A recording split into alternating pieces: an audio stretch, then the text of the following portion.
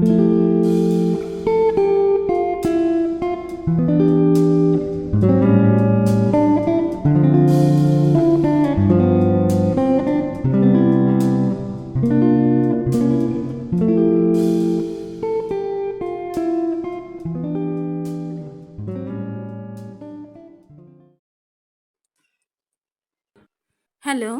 আসসালামু আলাইকুম। আমি শিখা। আমার চ্যানেল শিখা সমটেলসে আপনাদের সবাইকে স্বাগত জানিয়ে আরেকটি নতুন ব্লগ শুরু করছি। আশা করি আপনারা সবাই ভালো আছেন। আজকে সকালবেলা মেয়েদের স্কুল নিয়ে ছুটাছুটি নেই, তো যে কারণেই একটু স্বস্তিতে সকালবেলার কাজ করছি। তো গাছগুলোতে একটু পানি দিয়ে নিচ্ছি। আবারও আমার টবের চাম ঘাসগুলো বড় হয়ে গেছে, তো এগুলো 2-1 দিনের ভিতরেই কাটতে হবে। একটা আপু কিছুদিন আগে আমাকে জিজ্ঞেস করেছিলেন, মানে জানতে চেয়েছিলেন যে আমি চাম ঘাস কীভাবে টবে লাগিয়েছি।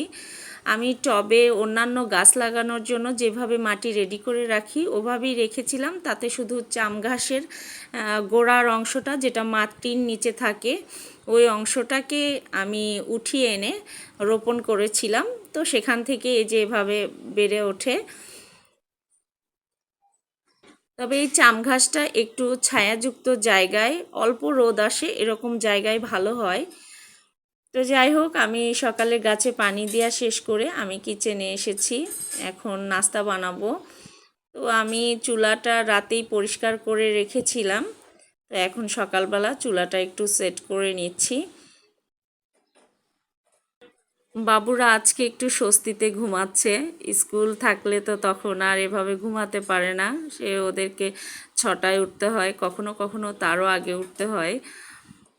তো আমি ভাবলাম যে আজকে একটু ওদের পছন্দ মতো নাস্তা বানাই, না হলে সকালবেলা তো স্কুল থাকলে ওভাবে ওদের পছন্দের নাস্তা হয়তো সবসময় রেডি করা যায় না। তো আজকে পাস্তা বানাবো। এই পাস্তাও আবার দুজন দুরকম খেতে বেশি পছন্দ করে। আমার বড় মেয়ে হোয়াইট সস দিয়ে খেতে পছন্দ করে, চিজ টিজ। আর আমার ছোট মেয়ে আবার হোয়াইট সস খাবে না। তো শেষ পর্যন্ত বাঙালি পাস্তা বানাতে হবে। তো আমি এখানে চিকেনটা রেডি করে নিচ্ছি, আর ওদিকে পাস্তাটা সিদ্ধ করে নিয়েছি। এখন যে পাস্তার চিকেনটা রেডি করছি এটাতে আমি কিন্তু একটু বারবিকিউ ফ্লেভার দেওয়ার চেষ্টা করেছি, মানে সামান্য বারবিকিউ সস অ্যাড করেছি যেন চিকেন থেকে বারবিকিউ ফ্লেভারটা আসে। তো এই তো পাস্তাটা রেডি করছি, আর আমি পাস্তাতে সুইট চিলি সসটা দিলাম। আমার কাছে টমেটো সসের চেয়ে কেন যেন সুইট চিলি সসটাই বেশি ভালো লাগে। এই সসটা আমার বাবুরা আগে খুব একটা পছন্দ করতো না, তো এখন বিভিন্ন ধরনের খাবারের সঙ্গে অ্যাড করতে করতে দেখি ওরাও এটা এখন বেশ পছন্দ করে। তো এই তো আমার পাস্তা রেডি। পাস্তাতে কিছু ক্যাপসিকাম, কিছু ব্রোকলি অ্যাড করা যেত, করলে বেশ ভালো লাগতো, কিন্তু কিছু করার নেই। ওই যে বললাম এক একজনের পছন্দ এক এক রকম, তো ওদের পছন্দ মতো খাবার বানাতে বানাতে মাঝে মাঝে তো নিজের পছন্দগুলোও ভুলে যাই, এরকম একটা অবস্থা। তো ওদেরকে চিজ দিয়ে এটা রেডি করে দিলাম। আমার ছোট মেয়ে আবার চিজের পরিমাণ কম খাবে, আর বড় মেয়ে বেশি খাবে, তো দুজনকে দুভাবেই দিয়েছি। মেজো আপুর বাসার আম দিয়ে আমাদের এ সিজনের আম খাওয়া শুরু হবে। মেজো আপু এসেছে, তো গাছে কিছু আম পাকা শুরু হয়েছে, তো সেখান থেকে নিয়ে এসছে। সেই 2018 সালের অক্টোবরে ঢাকায় এসেছিল, তারপর আর আসা হয়নি।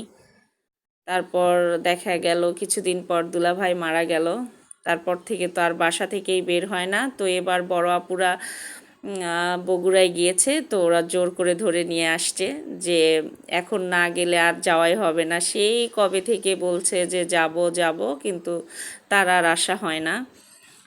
তো যাই হোক, অবশেষে এসেছে, তো হয়তো বেশি দিন থাকবে না।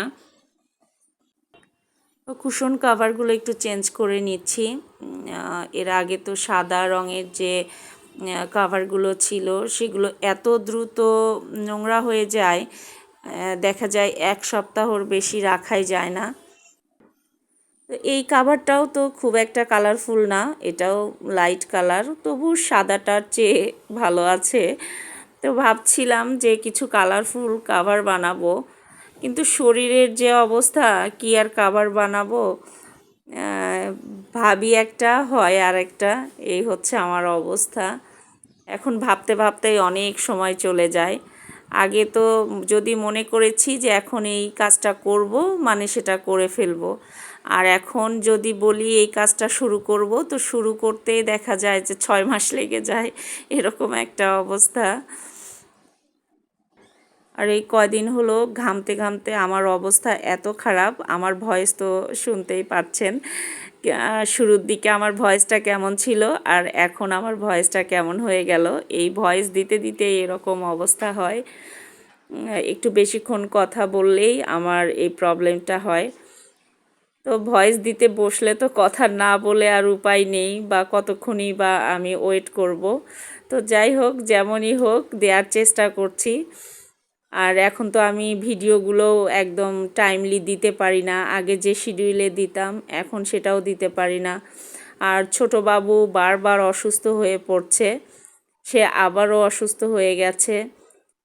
এই সব কিছু মিলিয়ে আমি আসলে খুব খারাপ অবস্থার মধ্যে আছি। বাচ্চার অসুস্থতা আসলে যে একজন মায়ের জন্য কতটা কষ্টের, সেটা আর কি বলবো। আপনারা যারা মা তারা তো বোঝেনি। তো এই যে আমার বড় মেয়ের টেবিলটা একটু গুছিয়ে দিচ্ছি, ওর এক্সাম চলছে যে কারণে ও এগুলো যে একটু ঠিকঠাক মতো গুছাবে বা কি, সেগুলোও করার সুযোগ নেই। তো ভাবলাম যে আমি ওর টেবিলটা একটু ভালো করে ডিপ ক্লিন করে দিই।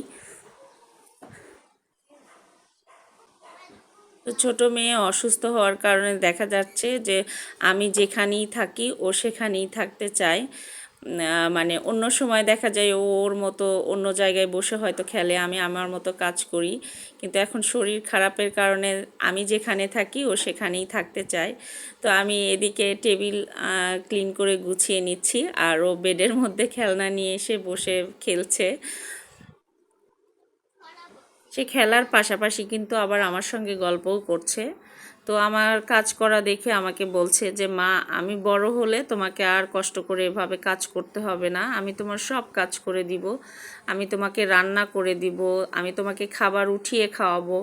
মানে আমি ওকে যে কাজগুলো করি এখন, সে বড় হলে ওই কাজগুলো সে আমার সঙ্গে করবে।